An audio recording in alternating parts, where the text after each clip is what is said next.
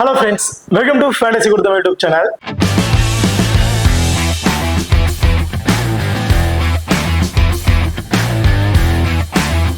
நீங்க நம்ம சேனலை சப்ஸ்கிரைப் பண்ணல மறக்காம சப்ஸ்கிரைப் பண்ணிக்கங்க.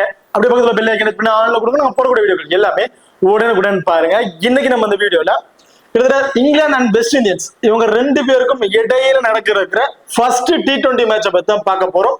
ஸோ ஆல்ரெடி ஓடிஐ மேட்சஸ் வந்து பிளே பண்ணி முடிச்சிட்டாங்க. அதுல இங்கிலாந்து தான் ஃபுல் அண்ட் ஃபுல் எல்லா மேட்சுமே இங்கிலாந்து மூணுமே இங்கிலாந்து அடிச்சு கப் வந்து வின் பண்ணியிருந்தாங்க. இது வந்து T20 மேட்ச். ஸோ இந்த T20 மேட்சோட ஒரு சின்ன ப்ரிவியூ வீடியோ தான் பார்க்க போறோம். வீடியோவை கடைசியும் ஸ்கிப் பண்ணாம பாருங்க. மேட்சை பொறுத்த வரைக்கும் 6ஆம் தேதி ஜூன் வந்து நடக்கிறதுக்கு டைமிங் இரவு 11 மணிக்கு வந்து இந்த மேட்ச் வந்து நடக்கிறதுக்கு. ஸோ வெனுவை பொறுத்த வரைக்கும் ரிவைஸ்டு கிரவுண்ட் ஜெஸ்டர்லி ஸ்ட்ரீட்ல தாங்க இந்த மேட்ச் வந்து நடக்கிறதுக்கு. இப்போ இந்த ஜெஸ்டர்லியோட பிச் ரிப்போர்ட் அப்படிங்கிறத பார்ப்போம். ஸோ இந்த பிச்சை பொறுத்த வரைக்கும் இதுல வந்து பெரிய அளவுக்கு மேட்சஸ் வந்து நடந்திருக்கான்னு சொல்ல முடியாது. ஓரளவுக்கு ஒரு கம்மியான மேட்ச் தான், பெருசா நிறைய மேட்ச் வந்து பிளே பண்ண கிடையாது.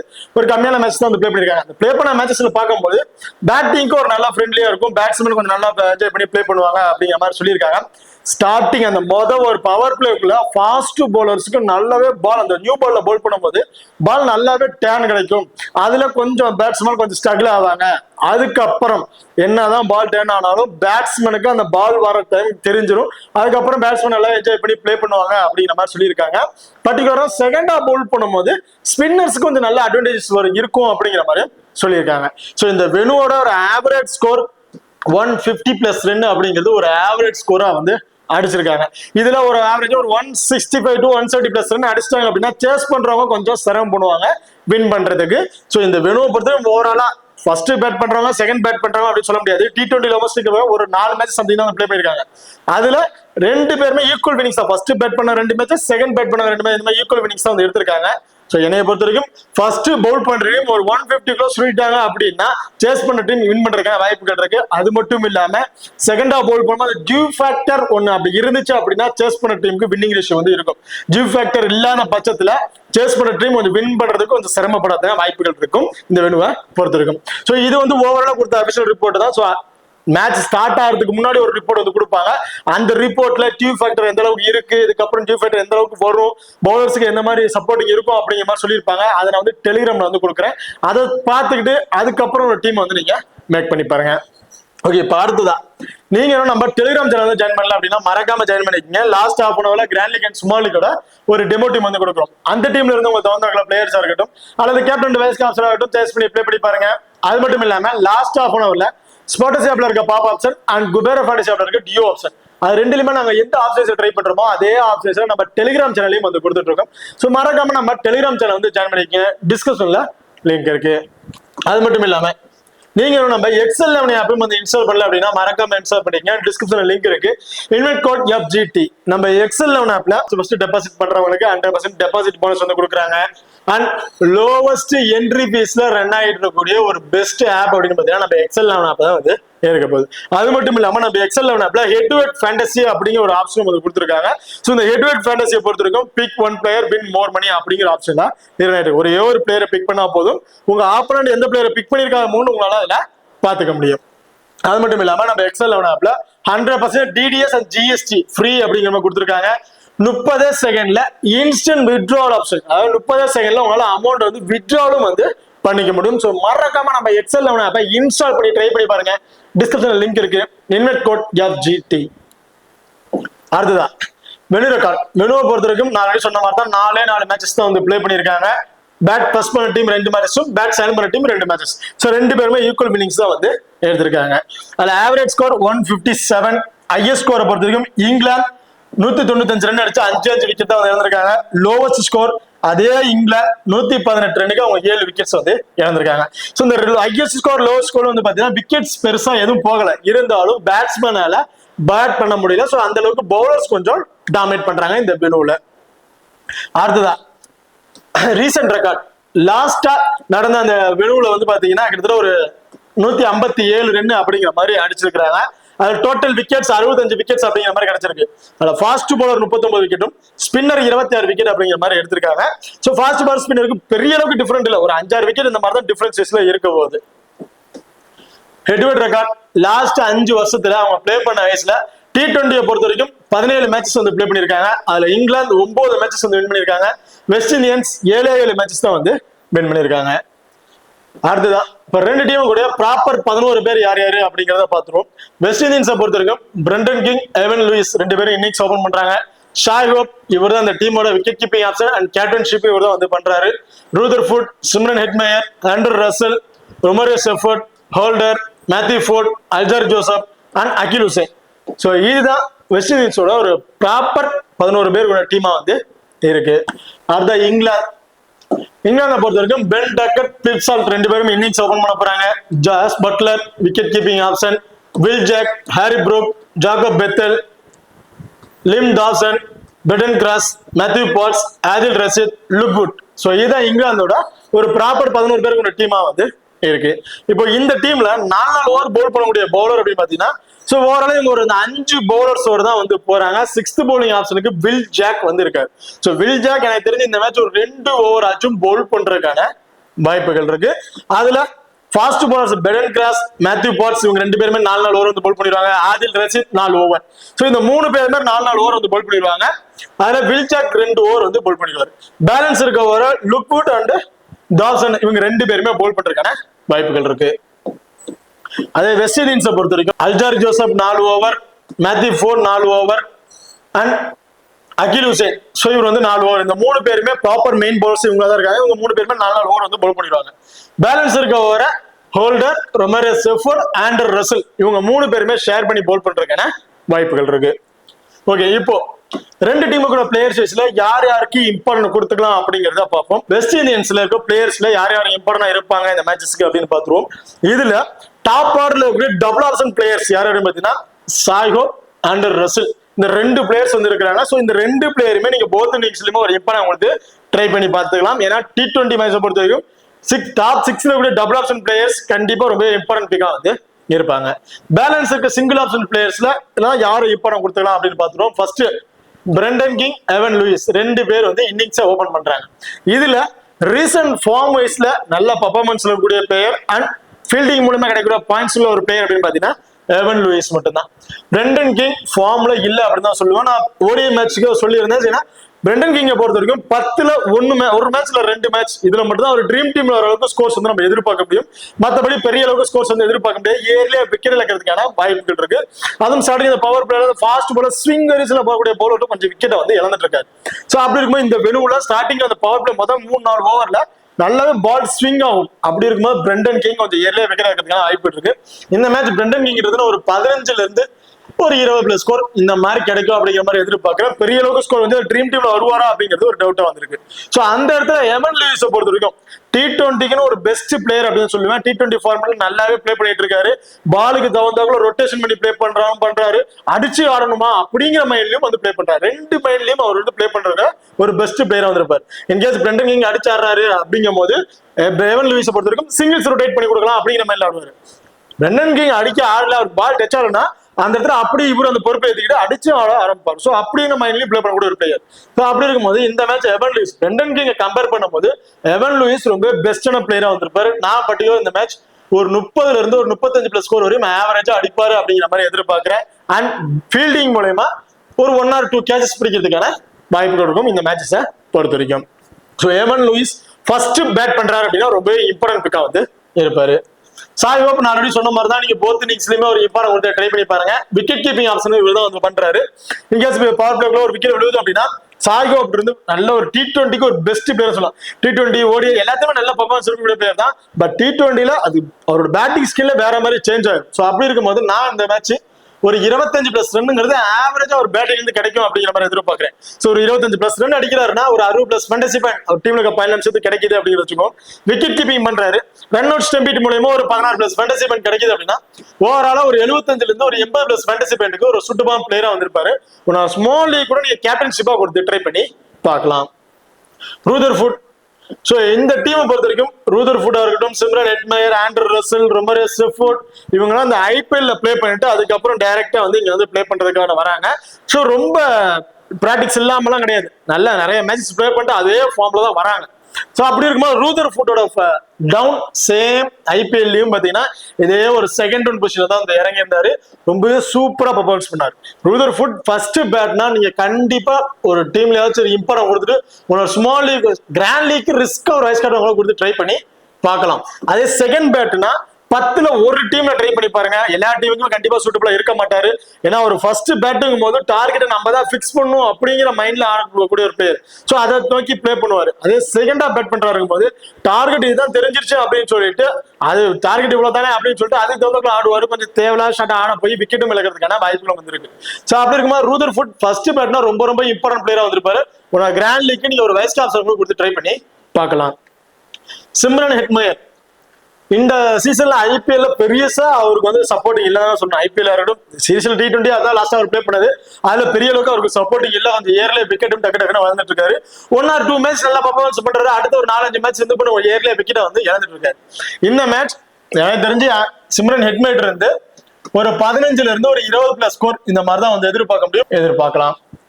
ஆண்ட்ரூ ரசல் ஃபாஸ்ட் பவுலருக்கு நல்லாவே சப்போர்ட் பண்ணக்கூடிய ஒரு வேணும். ப்ராப்பர் பவுலர்ஸ் இருக்கிறாங்க. இந்த 3 பேருமே ஃபாஸ்ட் பவுலர்ல மெயின் பவுலர்ஸா இருப்பாங்க. அதுல 6th பவுலிங் வந்து அதே லைனப்ஸ் தான் போறாங்க. ஸோ இங்க வந்து பாத்தீங்கன்னா இந்த பவுலர்ஸ்லயும் இதே ஆப்ஷன் தான். 6th bowling option Andrew Russell தான் இருக்காரு அப்படின்னா கண்டிப்பா ஆண்ட்ரூ ரசல் ரொம்ப இம்பார்ட்டன்ட் பிளேயரா வந்திருப்பாரு. 2 ஓவர் வரையும் பவுல் பண்றதுக்கான வாய்ப்புகள் இருக்கும். அதுல ஒரு விக்கெட் அப்படிங்கிறது கம்பல்சரி வந்து எதிர்பார்க்கலாம். அன்எக்ஸ்பெக்டா 2 கூட கிடைக்கிற வாய்ப்புகள் இருக்கு. நம்ம ஒரு விக்கெட் எடுத்துக்கிட்டாலும் ஒரு 35+ ஃபேண்டசி பாயிண்ட் ஒரு பவுலிங் இருந்து மட்டுமே வந்து கிடைச்சிருது. அண்ட் பேட்டிங்ல குட் பினிஷிங் ரோலர் பண்ணக்கூடிய ஒரு பிளேயர் அப்படின்னு சொல்லலாம். டாப் ஆர்ல விக்கெட் வந்துடுறாங்க. கடந்த ஒரு 16 ஓவருக்கு அப்புறம் ஒரு விக்கெட் விழுவுது அது ஆண்ட்ரூ ரசல் வராரு அப்படின்னாலும் ஒரு குயிக் ஃபயர் நாக் ஆடக்கூடிய ஒரு பிளேயர் கண்டிப்பா ஒரு குட் பினிஷர்னே சொல்லலாம். ஸோ அந்த மாதிரி பர்ஃபார்மன்ஸ் பண்ணக்கூடிய ஒரு பிளேயர் வந்திருப்பாரு. ஸோ அவர் வர டவுனை பொறுத்து அவர்கிட்ட ஸ்கோர்ஸ் வந்து நம்ம எதிர்பார்க்கலாம். ஒரு 16 ஓவருக்கு அப்புறம் வராருன்னா ஒரு 20+ ஸ்கோர் அப்படிங்கிறது அவர்கிட்ட நம்ம எதிர்பார்க்கலாம். ஸோ ஒரு பவுலிங்ல ஒரு 35+ ஃபேண்டசி பாயிண்ட், பேட்டிங்ல ஒரு 20 போது ஒரு 40+ ஃபேண்டசி பாயிண்ட் கிட்டத்தட்ட ஒரு 80ல இருந்து ஒரு 85+ ஃபேண்டசி பாயிண்ட்டுக்கு ரொம்ப ஒரு சூட்டமான பிளேயரா வந்திருப்பாரு ஆண்ட்ரூ ரசல பொறுத்த வரைக்கும். So Andrew Russell most probably first Pavul பண்றானா ரொம்ப ரொம்ப இம்பார்ட்டன்ட் பிக்கா வந்திருப்பாரு. ஸோ டாப் ஆர்ல 2 டபுள் ஆப்ஷன் தான். இவங்க 2 பேருக்கு நான் இம்பார்ட்டன்ட் கொடுத்துருக்கேன். தாராளமா போத் நிமிஷமா இம்பார்ட்டன்ட் கொடுத்து ட்ரை பண்ணிக்கங்க. அடுத்து வந்து ரொமாரியோ செஃபோர்ட். ஸோ ரொமாரியோ செஃபோர்டை பொறுத்த வரைக்கும் இதே லைனப்ஸோட தான் போறாங்க அப்படிங்கிற பட்சத்துல ஸோ இவர் தான் 5th பவுலிங் ஆப்ஷனா வந்து இருப்பாரு. 2 ஓவர் அதிகபட்சம் 3 ஓவர் வரையும் பவுல் பண்றதுக்கான வாய்ப்புகள் இருக்கு. ஸோ நல்ல இவர் பாலை பொறுத்த வரைக்கும் எப்படின்னா போட்டா ஒண்ணு அடி விழுந்துகிட்டே இருக்கும், இல்ல விக்கெட்ஸ் விழுந்துகிட்டே இருக்கும். ஸோ இந்த மாதிரி மைண்ட் தான். ஒரு விக்கெட் விழுக ஆரம்பிச்சிருச்சு அப்படின்னா அடுத்தடுத்த ஒரு விக்கெட்ஸ் வந்து அவங்கள்ட்ட வந்து எதிர்பார்க்கலாம். அடிக்க ஆரம்பிச்சிட்டாங்க அப்படின்னா அதுக்கப்புறம் அவங்கள்ட்ட இருந்து நம்ம விக்கெட்ஸ் எதிர்பார்க்க முடியாது. அந்த அளவுக்கு பெரிய ஸ்கோரா தான் வந்து போயிட்டு இருக்கும். இந்த இதுலயுமே இவரும் சேம் லாஸ்ட் ஐபிஎல் வந்து ஒரு பிளே பண்ணி வர்றாரு. ஐபிஎல்ல வின் பண்ற ஒரு முக்கியமான விக்கெட் எடுத்து கொடுத்த ஒரு பிளேயர் தான். ஸோ அந்த மாதிரி டைமுக்கு தகுந்தாக்க அந்த எக்ஸ்பீரியன்ஸை பவுல் பண்ணி மைண்ட்ல வச்சுட்டு கரெக்டாக தகுந்தாக்குள்ள பிளே பண்ணிடுவார். இந்த மேட்ச் வந்து ஒரு 2 ஓவர் பவுல் பண்றாரு அப்படிங்கிற பட்சத்துல ஒரு விக்கெட் வந்து எதிர்பார்க்கலாம். அண்ட் கேட்சஸ் ஒரு கேட்ச் பிடிக்கிறதுக்கான வாய்ப்புகள் வந்து இருக்கும் இவர்கிட்ட. அண்ட் பேட்டிங் ஆடுற வரை வருவாங்களாங்கிறது பெரிய கொஸ்டின் மார்க் தான். ஏன்னா இந்த பெண்ணுல அந்த அளவுக்கு பெரிய விக்கெட்ஸ் வந்து கிடைக்கல. பேட்டிங் விக்கெட் கிரவுண்டா தான் வந்து இருந்திருக்கு. ஸோ அப்படி இருக்கும்போது ரொமாரியோ செஃபோர்ட் பேட்டிங் ஆடுற வரையும் மறத்துக்கான வாய்ப்புகள் கிடையாது. பவுலிங்ல இருந்து ஒரு விக்கெட் அப்படிங்கிறது அவர்கிட்ட எதிர்பார்க்கலாம். ஓவராலா ஒரு 45+ ஃபேண்டசி பாயிண்ட் அப்படிங்கிறது கிடைக்கிறதுக்கான வாய்ப்புகள் இருக்கு. Holder so right arm medium ஃபேஸ்ல பவுல் பண்ணக்கூடிய ஒரு பவுலர். ஃபர்ஸ்ட் பவுல் பண்றாருன்னா 2 விக்கெட்டும், செகண்டா பவுல் பண்றாருன்னா 1 விக்கெட் அப்படிங்கிறது ஹோல்டர் நம்ம எதிர்பார்க்கலாம். மேத்யூ ஃபோர்ட் போத் இன்னிங்ஸ்லயுமே இம்பார்ட்டன்ட் பிக்கா வந்திருப்பாரு. ஒன் ஆர் ஸ்மால் லீக்ல கிராண்ட் லீக்கு நீங்க கேப்டன் அண்ட் வைஸ் கேப்டன் கொடுத்து ட்ரை பண்ணி பார்க்கலாம். மேத்யூ ஃபோர்ட் அந்த மீடியம் ஃபேஸ்ல பவுல் பண்ணக்கூடிய பவுலர். இந்த மேட்ச் எனக்கு போத் இன்னிங்ஸ்லயுமே 2 விக்கெட் வரையும் எடுப்பாரு அப்படிங்கிற மாதிரி எதிர்பார்க்கிறேன். ஸோ மேத்யூ ஃபோர்ட் நீங்க போத் இன்னிங்ஸுமே இம்பார்ட்டன்ட் கொடுத்து ட்ரை பண்ணிக்கங்க. அல்ஜாரி ஜோசப் ஃபர்ஸ்ட் பவுல் பண்றாருன்னா மஸ்ட் ட்ரை ஆப்ஷன். ஸோ செகண்டா பவுல் பண்றாருன்னா 50 ஆப்ஷன் ட்ரை பண்ணி பார்க்கலாம். ஒரு 10 டீம் ட்ரை பண்றேன், அதுல ஒரு 5 டீம் ட்ரை பண்றேன், இல்ல ஒரு 4 டீம் ட்ரை பண்றேன், பேலன்ஸ் டைம் அவர் தவிர்த்து ட்ரை பண்றேன், அந்த மாதிரி ஆப்ஷன் நீங்க ட்ரை பண்ணி பார்க்கலாம். எனக்கு தெரிஞ்சு இப்ப ரீசன் இந்த ஓடிஐல பாத்தீங்கன்னா நல்ல விக்கெட் எடுத்த பிளேயர். அதே T20 ஃபார்மட் T20லும் நல்ல விக்கெட்டிங் ஆப்ஷன்ல ஒரு பவுலர் தான். என்ன ஒண்ணு வேற எக்ஸ்ட்ரா அட்வான்டேஜ் இல்லாத ஒரு மைனஸா வந்திருக்கு. 1 விக்கெட் அதிகபட்சம் 2 விக்கெட் அப்படிங்கறத இவர்கிட்ட நம்ம எதிர்பார்க்கலாம். பெரிய அளவுக்கு ஸ்கோர்ஸ் வந்து எதிர்பார்க்கறது கொஸ்டின் தான். ஃபர்ஸ்ட் பவுல் பண்ணா அந்த 2 விக்கெட் எதிர்பார்க்கலாம். செகண்டா பவுல் பண்றாரு 1 விக்கெட், இந்த மாதிரி தான் வந்து எதிர்பார்க்க முடியும். Akeal Hosein left arm orthodox bowler. So இந்த மேட்ச் எனக்கு தெரிஞ்ச அகில் ஹுசைன் ரொம்ப ஒரு இம்பார்ட்டன்ட் பிக்கா இருப்பாரு அப்படிங்கிற மாதிரி எதிர்பார்க்கிறேன். லோ பர்சன்டேஜ்ல இருக்கக்கூடிய ஒரு பிளேயர். ஏன் அப்படின்னு பாத்தீங்கன்னா இங்கிலாந்துல ரைட் ஹேண்டர்ஸ் தான் அதிகமா வந்து இருக்கிறாங்க, ஒரே ஒரு லெஃப்ட் ஹேண்டர்ஸ் மட்டும்தான். பேலன்ஸ் பூரா ரைட் ஹேண்டர்ஸ் அப்படிங்கும் போது ரைட் ஹேண்டர்ஸ்க்கு எகென்ஸ்டா ரொம்பவே சூப்பரா பவுல் பண்ணக்கூடிய ஒரு பவுலர் அகில் ஹுசைன். சம்டைம் பவர் பிளேல கூட அவரை வந்து பவுல் பண்ண விடுவாங்க. ஸோ நல்ல ஒரு விக்கெட்டிங் ஆப்ஷன் பவுலர். இந்த மேட்ச் எனக்கு தெரிஞ்சு லோ பர்சன்டேஜ்ல போத் விஷயமும் ஒரு டிஃபரன்ஷியல் பிக் பிளேயர் அப்படின்னு பாத்தீங்கன்னா அகில் ஹுசைன் தான் இருக்க போறாரு. கண்டிப்பா ட்ரீம் டீம்ல ஒரு நல்ல பொசிஷனுக்கு வரதுக்கான வாய்ப்புள்ள பிளேயரா வந்து இருப்பாரு. ஓகே, இப்ப அடுத்ததான் இங்கிலாந்து டீம். இங்கிலாந்தை பொறுத்த வரைக்கும் பென் டக்கட், பிப்சால்ட் ரெண்டு பேருமே இன்னிங்ஸ் வந்து ஓபன் பண்றாங்க. சோ ஃபர்ஸ்ட் இந்த டீம்ல டாப் 6ல கூடிய டபுள் ஆப்ஷன் பிளேயர்ஸ் யார் யார் அப்படிங்கிறது பார்த்துறோம். Jos Buttler, Will Jacks. So இந்த ரெண்டு பிளேயர் வந்திருக்காங்க. ஜாக்கப் பெத்தல் இருக்காரு. சோ அவரோட ஆப்ஷன்ஸ்ல லெம் தாசன் வந்து பாத்தீங்கன்னா லெஃப்ட் ஆர்ம் ஆர்த்தடாக்ஸ் பவுலர் இருக்கறனால ஜாக்கப் பெத்தலுக்கு பவுலிங் ஆப்ஷன் வந்து கிடைக்காது. சோ அப்ப Will Jacks and Jos Buttler ரெண்டு பேர் தான் வந்திருக்காங்க. ஜாஸ் பட்லர் T20 அப்படின்னா கம்பல்சரி ரொம்ப ரொம்ப இம்பார்ட்டன்ட் பிக்கா வந்திருப்பாரு. போத் இன்னிங்ஸ்மே நீங்க ட்ரை பண்ணி பார்க்கலாம். பட் பர்டிகுலரா ஃபர்ஸ்ட் ஒரு பேட் பண்றாரு அப்படின்னா ஒன் ஆர் ஸ்மால் லீக்கு கேப்டன்ஷிப்புக்கு ஒரு ஒர்த்தமான பிளேயரா வந்து இருப்பாரு. ஐபிஎல்ல ஒரு பிளே பண்ண மேட்சஸ் எல்லாத்தையுமே நீங்க பாத்திருப்பீங்க. கண்டிப்பா ஒரு ரெக்கார்ட்ஸ் தெரிஞ்சிருக்கும். ஃபர்ஸ்ட் பேட் பண்ணும் போது கண்டிப்பா ஒரு ஸ்மால் லீக்கு நீங்க கேப்டன்ஷிப் கொடுத்து ட்ரை பண்ணி பார்க்கலாம். அந்த அளவுக்கு ஒரு பேட்டிங் ஆர்டர்ல பர்ஃபார்மன்ஸ் பண்ணக்கூடிய ஒரு பிளேயரா வந்திருப்பாரு. இந்த match Jos Buttler first bat பண்றாருன்னா ஒரு 50+ ஸ்கோர் வரும் தாராளமா அவர் நம்ம எதிர்பார்க்கலாம். அண்ட் விக்கெட் கீப்பிங் மூலமா கிடைக்கக்கூடிய ஒரு 20+ ஃபேண்டசி பாயிண்ட் கிட்டத்தட்ட அவர் வந்து ஸ்மால் லீக் கேப்டன்ஷிப்புக்கு ஒரு ஒர்த்தமான பிளேயரா வந்து இருப்பாரு. அதாவது பில் ஜாக் இந்த மேட்ச் ஏன் இம்பார்ட்டன்ட் பிக்கா இருப்பாரு அப்படின்னு பாத்தீங்கன்னா ஆப்ரேட் பவுலர். ஆப்போனன்ட் டீம்ல லெஃப்ட் ஹேண்டர்ஸ் அப்படின்னு பாத்தீங்கன்னா டாப் 6ல கிட்டத்தட்ட 3 லெஃப்ட் ஹேண்டர்ஸ், எவன் லூயிஸ், ரூதர்ஃபுட், சிம்ரன் ஹெட்மயர் கிட்டத்தட்ட 3 லெஃப்ட் ஹேண்டர்ஸ் வந்து இருக்காங்க. அப்படி இருக்க பட்சத்துல கண்டிப்பா ஒரு பார்ட்னர்ஷிப் லெஃப்ட் ஹேண்டர்ஸ் போடுறாங்க அப்படிங்கும் போது பில் ஜாக்கோட பவுலிங் பவர் கொஞ்சம் இன்க்ரீஸ் ஆகிறதுக்கு வாய்ப்பு இருக்கும். போத் இன்னிங்ஸ்ல இருந்து ஒரு விக்கெட் வரையும் எடுப்பாரு அப்படிங்கிற மாதிரி எதிர்பார்க்கிறேன். சோ சேம் அதே மாதிரி ஆண்ட்ரூ சொல்ல மாதிரி ஒரு விக்கெட் கம்பல்சரி ஒரு விக்கெட் அப்படிங்கிறது பில் ஜாக் நம்ம எதிர்பார்க்கலாம். ஒரு 35+ ஃபேண்டசி பாயிண்ட் டாப் ஆர்டர்ல பேட்டிங் ஆர்டர் வந்துடுறாரு. கம்பல்சரி அவர் பேட்டிங்க்கு வந்துருவாரு. பேட்டிங்ல வந்து ஒரு 15+ ஸ்கோர் அடிச்சாவே போதும். ஒரு விக்கெட் எடுக்கிறாரு, 35+ ஃபேண்டசி பாயிண்ட் வந்துருச்சு. ஒரு 15+ ஸ்கோர் அடிக்கிறாருன்னா ஒரு 30+ ஃபேண்டசி பாயிண்ட், கிட்டத்தட்ட ஒரு 65ல இருந்து ஒரு 70+ ஃபேண்டசி பாயிண்ட்டுக்கு ஒரு பெஸ்ட் பிளேயரா வந்து ஒரு சூட்டமான பிளேயரா வந்து இருப்பாரு. சோ அப்படி இருக்கும்போது இங்கிலாந்துல டாப் 6ல கூட ரெண்டு player Will Jacks, Jos Buttler இவங்க ரெண்டு பேருமே போத் இன்னிங்ஸ் ட்ரை பண்ணி பார்க்கலாம். இல்ல நான் ஏதாச்சும் பில் ஜாக் நான் போத் இன்னிங்ஸ் ட்ரை பண்ணிக்கிறேன், பட் ஜாஸ் பட்லர் ஒரு சிங்கிள் ஆப்ஷன் தான் ட்ரை பண்ணணும்னு நினைக்கிறேன் அப்படின்னு நினைச்சீங்கன்னா ஃபர்ஸ்ட் பேட் பண்றாருன்னா மஸ்ட் ட்ரை ஆப்ஷனா இருப்பாரு. முன்னாடி ஸ்மால் லீக் கேப்டன்ஷிப்புக்காகவே ஒருத்தமான பிளேயரா வந்து இருப்பாரு. அதர்வைஸ் மற்ற 4 பேர் சிங்கிள் ஆப்ஷன் இருக்கிற பிளேயர். இதுல பென் டக்கட் ஃபர்ஸ்ட் பேட் பண்றாரு அப்படின்னா ரொம்ப ரொம்ப இம்பார்ட்டன்ட் பிக்கா வந்திருப்பாரு செகண்ட் ஆஃப் பேட் பண்றத கம்பேர் பண்ணும்போது. ஏன்னா இப்போ ரீசெண்டா இந்த ஓடிஐ மேட்சஸ் பார்த்தா தெரிஞ்சிருக்கும். ஃபர்ஸ்ட் பேட் பண்ணும்போது அவர் பேட்டிங்ல இருந்து நல்ல ஸ்கோர் வந்துருச்சு. அது அப்படியே செகண்ட் ஆஃப் பேட் பண்ணும்போது டோட்டலி ஸ்கோர் எதுவுமே கொஞ்சம் ஏற டாப் ஆர்டர்ல பவர் பிளேல கொஞ்சம் விக்கெட்டை வந்து இழந்துட்டாரு. ஸோ அதுதான் பென் டக்கட்டை பொறுத்த வரைக்கும் ஃபர்ஸ்ட் பேட் பண்றாருன்னா ரொம்ப ரொம்ப இம்பார்ட்டன்ட் பிக்கா வந்து இருப்பாரு. ஸோ இது ஃபர்ஸ்ட் மேட்ச் இந்த வெனுவோட பிச் தன்மை எப்படி இருக்கும் அப்படிங்கிறது நம்மளால கரெக்டா வந்து அனலைஸ் பண்ண முடியாது. ஸோ லைனப்ஸ் வந்ததுக்கு அப்புறம் பிச் ரிப்போர்ட் அவங்க கொடுப்பாங்க. அதை பார்த்து தான் நம்ம வந்து கரெக்டா பிளேயர்ஸ் வந்து கரெக்ட் பண்ண முடியும். எனக்கு தெரிஞ்சு நீங்க பென் டக்கட்டை நான் வந்து ரிஸ்க் எடுக்க தயாரா இல்ல ஸ்மால் லீக் அப்படின்னு நினைச்சீங்கன்னா நீங்க பொத்திசா ட்ரை பண்ணிக்கங்க. இல்ல நான் ஸ்மால் லீக் பெருசா கன்சல்ட் பண்ணல கிராண்ட் லீக் தான் ட்ரை பண்றேன் அப்படிங்கும் போது ஃபர்ஸ்ட் பேட் பண்ணும்போது பென் டக்கட் ஒரு இம்பார்ட்டன்ட் பிக்கா வந்து இருப்பாரு செகண்ட் பேட் பண்றதை கம்பேர் பண்ணும்போது. பிரிட்சால் அதுக்கு அப்படியே ஆப்போசிட். செகண்ட் பேட் பண்றாருன்னா மஸ்ட் ட்ரை ஆப்ஷனா வந்து இருப்பாருங்க. ஏன்னா பென் டக்கட் ஃபர்ஸ்ட் பேட் பண்ணும்போது ஒரு ட்ரீம் டீம் அளவுக்கு ஸ்கோர் அடிக்கிற ஒரு பிளேயர் அப்படின்னா அதுக்கு அப்படியே ஆப்போசிட் பிரிட்சால் செகண்டா பேட் பண்ணும்போது ட்ரீம் டீம்ல அளவுக்கு ஒரு பெஸ்ட் பிளேயரா வந்து இருப்பாரு. இப்போ ரீசெண்டா இந்த ஐபிஎல் மேட்ச் பார்த்துட்டு உங்களுக்கு தெரிஞ்சிருக்கும். ஒரு 10 மேட்ச் பிளே பண்ணதுல எடுத்து நீங்க பாருங்க ரீசெண்ட் ரெக்கார்டு. அதுல ஏதாவது 1 or 2 மேட்ச் மட்டும் தான் ஃபர்ஸ்ட் பேட் பண்ணும்போது நல்ல ஸ்கோர் வச்சு ட்ரீம் டீம்ல வந்திருப்பாரு.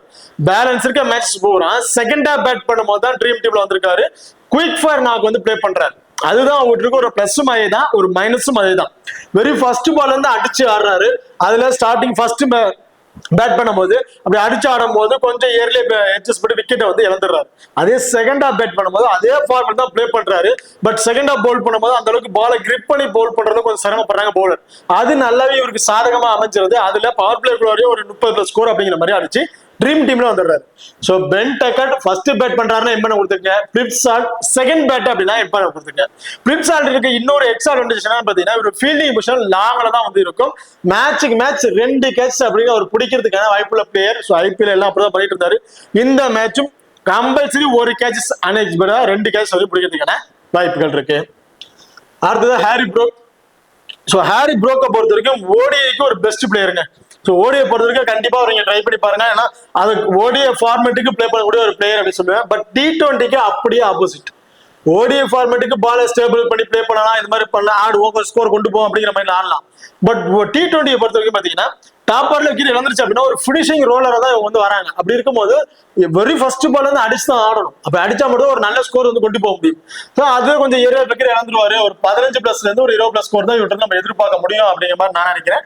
ஸோ இந்த மேட்ச் ஹாரி ப்ரோக் நான் மோஸ்ட்லி பெருசா வந்து கன்சிடர் பண்ண போறது இல்ல. ஜாகப் பெத்தல் சேம் அதேதான். வெரி ஃபர்ஸ்ட் பால் வந்து அடிச்சாடக்கூடிய பிளேயர். எனக்கு தெரிஞ்சு ஜாகப் பெத்தல் இந்த டாப் ஆர்டர்ல ஹாரி ப்ரோக் முன்னாடி கூட வரதுக்கான வாய்ப்புகள் இருக்கு பேட்டிங் ஆர்டர்ல. அப்படி வந்தாருன்னா 25+ ரன் அப்படிங்கிறது இவர்கிட்ட நம்ம எதிர்பார்க்கலாம் ஜாகப் பெத்தல் இருந்து.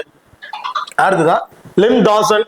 செகண்டா போல் பண்றாருன்னா 2 விக்கெட் வரையும் எதிர்பார்க்கலாம். ஃபர்ஸ்ட் போல் பண்றாருன்னா 1 விக்கெட் இப்படிதான் இவர்கிட்ட நம்ம எதிர்பார்க்க முடியும். Baden cross. ஸோ பெடன் கிராஸை பொறுத்த வரைக்கும் ஃபர்ஸ்ட் பவுல் அப்படின்னா ஒரு இம்பார்ட்டன் கொடுத்து ட்ரை பண்ணி பாருங்க. செகண்டா போல் பண்றாங்க அப்படின்னா 50 ஆப்ஷன் கூட நீங்க ட்ரை பண்ணி பார்த்துக்கலாம். ஏன்னா இவரை பொறுத்த வரைக்கும் ஃபர்ஸ்ட் போல் பண்ணும்போது ஃபர்ஸ்ட் இந்த பவர் பிளேயரையும் இவரு வந்து போல் பண்றதுக்கான வாய்ப்பு இருக்கு. டெத் ஓவர்லயும் இவரு வந்து போல் பண்றதுக்கான வாய்ப்புகள் இருக்கு. சோ அப்ப டெத் ஓவர்ல போல் பண்றவங்க எல்லா பாலுமே அடிச்சானுங்கிற மைண்ட்ல கொஞ்சம் ஏர்ல விக்கெட்டை வந்து இழந்துருவாங்க. கடைசி அந்த 19-20 ஓவர் 19 ஓவர் போட்டாலும் சரி 20 போட்டாலும் சரி அந்த ஒரு ஓவர்ல 2 விக்கெட் கூட இருக்கிற வாய்ப்பு இருக்கு. சோ அப்படிங்கும்போது பெடன் கிராஸ் ஃபர்ஸ்ட் போல் பண்றாருன்னா ரொம்ப ரொம்ப இம்பார்ட்டன்ட் பிக்கா வந்து இருப்பாரு. அடுத்த மேத்யூ பாட்ஸ்.